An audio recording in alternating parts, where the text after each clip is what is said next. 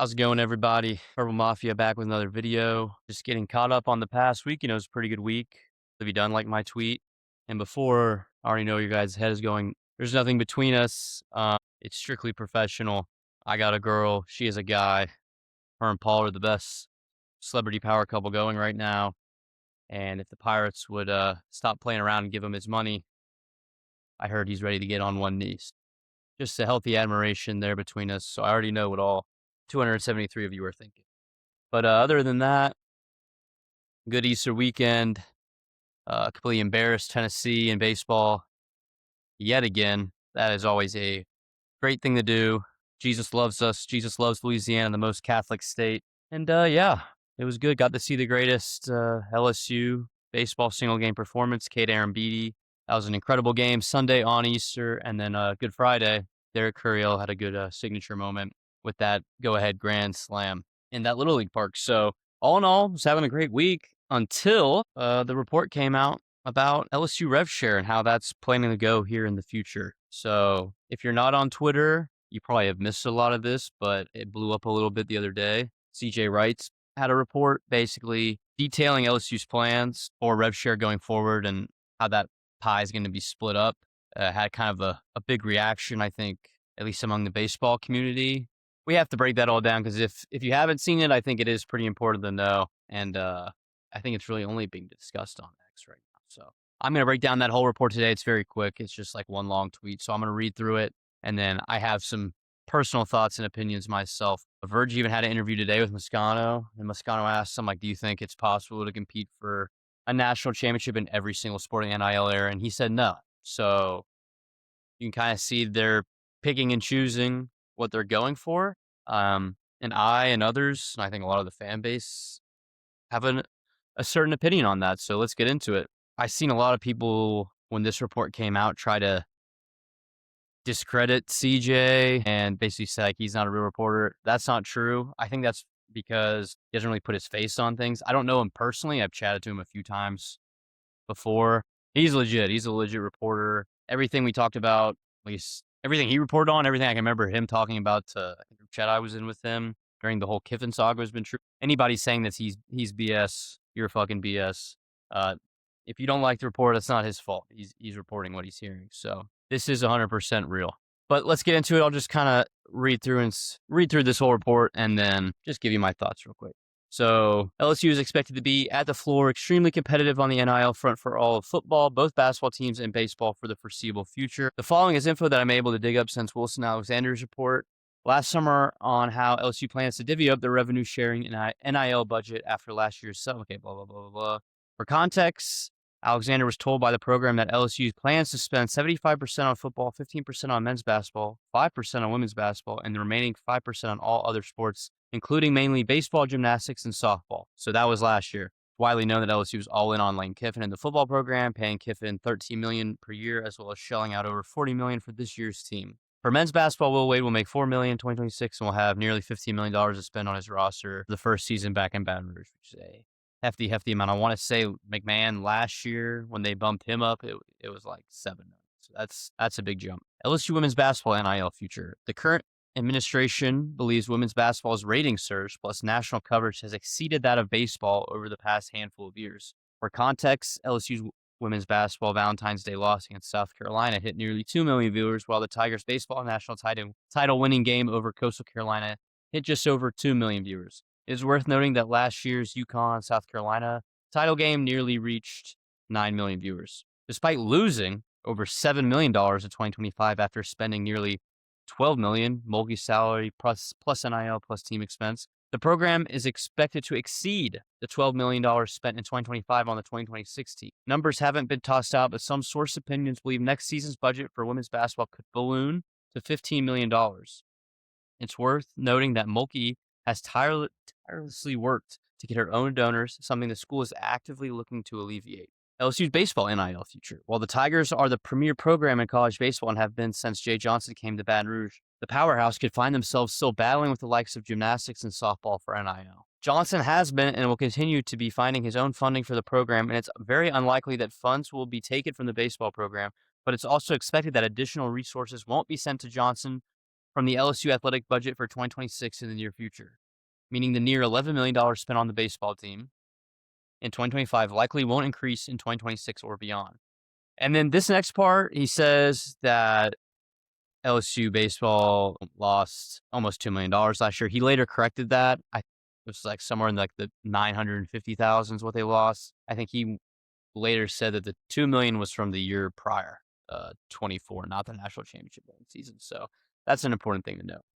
And then obviously there was the whole thing last week with Jay kind of tiptoeing around the MLB thing a lot more than he has when he's been asked in years past. So he's told, when it comes to Johnson's recent comments flirting with the MLB interest, the school would love to have him, but would unlikely go all out in order to keep him in Baton Rouge. In addition, most believe Johnson's comments are him putting public pressure on the administration to continue to add resources to the baseball program, while others believe Johnson has legitimate interest in the big leagues, but also admit Johnson has growing frustration with LSU's administration. And to wrap it up, last year, 65% on football, 15% on men's basketball, 5% on women's basketball, and 5% on baseball, gymnastics, softball, and others is likely going to turn into 70% on football, 15% on men's basketball, 10% on women's basketball, 5% on baseball, gymnastics, softball, and others for 2026 in the foreseeable future. I definitely have my opinions, especially in regards to baseball. So I think football we don't even need to touch on. I think we all know they're all in. I think some people are like, well, how do we hire Kiffin and it goes from 75% to 70 this year? I think there's a lot of private donors that are definitely happy to shell out money for Kiffin. So I think that's why you might see a little bit there. My issue with everything, it's not necessarily an issue. It's just, I guess it's honestly just a personal opinion. Increase in women's basketball, and then we're not going to do anything for baseball. Mulkey and Jay have both won championships at LSU. Jay's won 2. And I'll say this, to me, when you look at LSU athletics, football is obviously like the heart of it. I think that's the most important sport to everyone, and that's not going to be a big surprise. But I would say the soul of LSU athletics is baseball. And I just think that's because LSU athletics 70s, 80s, 90s wasn't, what it is now. Football was up and down, to be generous. More likely they were middling. Same with basketball, definitely had its run with Shaq and everything, but also very up and down, not consistently at the top. Baseball was that. Skip Bertman was that. And we have gotten Skip Bertman 2.0 in a lot of people's opinion in Jay Johnson. And now the administration wants to say, hey, we're going to up everybody else's athletic budget, but sorry, Jay, you have to figure that out yourself. You have to get your own donors, which is something I don't think he's that big of a fan of. I think Jay's just all about baseball, and he just wants to focus on the game. He wants to focus on recruiting and game plan and all that stuff. I don't think he really wants to go out there and fundraise. You can give Mulkey credit. It sounds like she really has gone out there and do it, but I have really 2 big problems with the philosophy behind giving women's basketball such a bigger percentage and then baseball completely staying the same.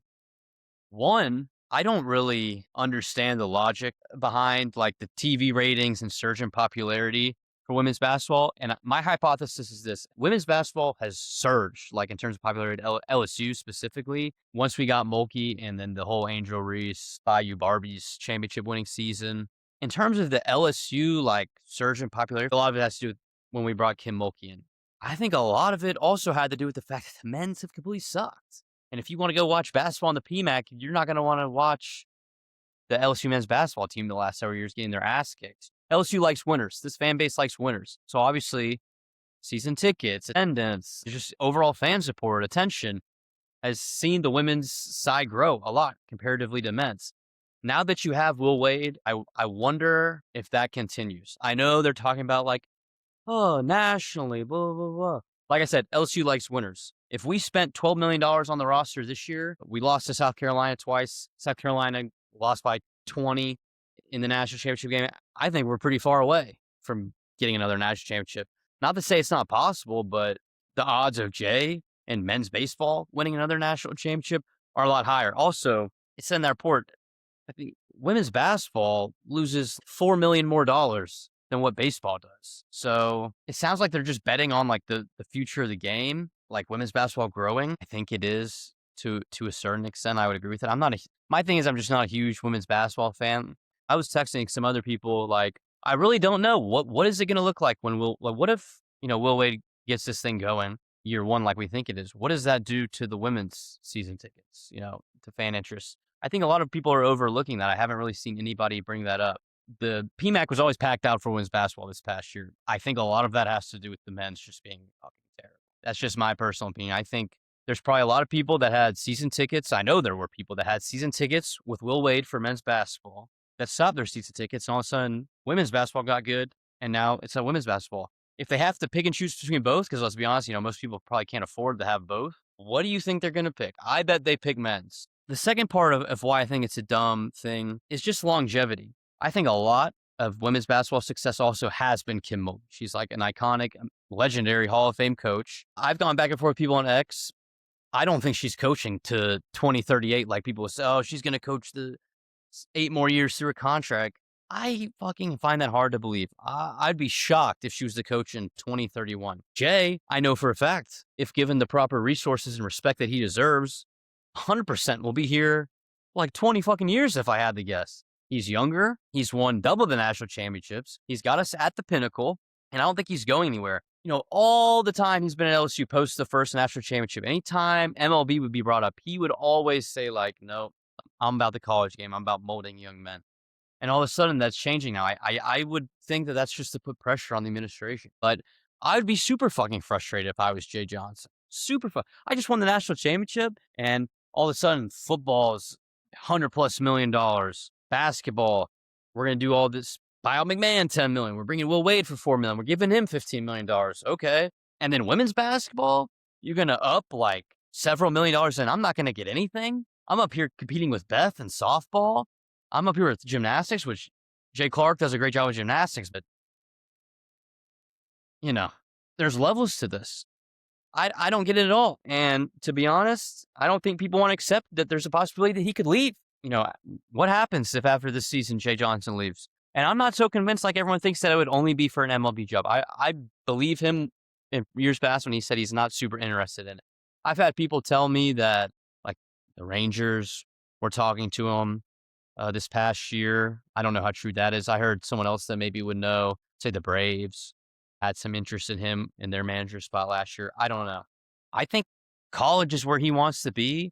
And I put a tweet out, I remember in the fall, right after we fired Brian Kelly. The Tiger Bay guys, I can't remember if it was Mike and Buddy or who he was with, but I remember Scarborough saying, they were talking about, at the time Woodward's still the AD, who he would hire, who he wouldn't hire. Scarborough said he would never hire Lane. But he kind of brought up that baseball, Jay's felt a certain type of way how he's been disrespected by this administration, and that you could look at some of these other big-time SEC baseball programs out there that they're monitoring that situation. Texas A&M, their coach is an interim. They promoted after Schloss, whatever, went to Texas. I think they're having a decent year, but we know the money that they offer them. That's what I put out. You don't think A&M would move heaven and earth to get Jay Johnson? And I don't think Jay wants to leave, but the fact that he just won 2 national championships in 3 years, in my opinion, is the soul of the athletic program, and he's getting disrespected like this, and everybody else is getting more money. Every other major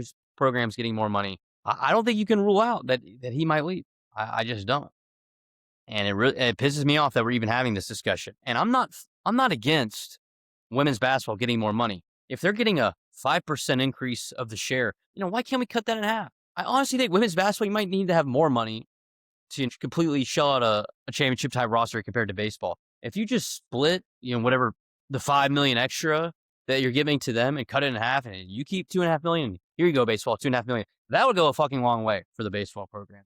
I don't understand why we can't do something like that, especially if Jay isn't like super enthusiastic about going out and finding his own boosters, which is completely understandable to me. And he's earned the right not to have to do that. So I don't know. It's a little bit worrisome to me. I worry that we go through this season. Right now, the baseball team's pretty up and down.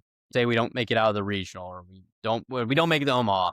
I don't want to see Jay Johnson go, because if Jay Johnson leaves, that's going to basically tell you that LSU's done investing what it needs to in men's baseball, and we need to be number 1 in men's baseball at all times. We're the standard. We're the Nick Saban Alabama. We're the UCLA basketball. I don't want to lose that. And my closing thought is, LSU, you can't come out here and be like, we are investing as a university. We're going all in on athletics and winning athletics, and say, you know what? Our most winning all-time program, historic program that the fan base loves. Yeah, actually, we're not going to invest any more in that. That doesn't make any sense to me. But I want to hear what you guys think below.